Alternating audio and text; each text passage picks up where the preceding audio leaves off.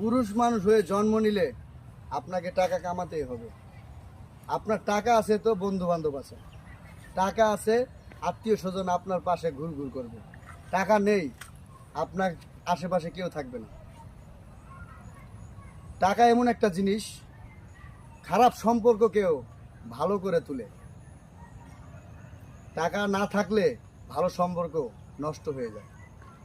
অতএব প্রত্যেকটা পুরুষেরই টাকা কামাইতে হবে, ইনকাম সোর্স থাকতে হবে। আপনার টাকা না থাকলে আপনি পুরুষ হিসেবে মূল্যহীন। টাকা থাকবেন, ভালোবাসার মানুষের কোনো অভাব থাকবে না।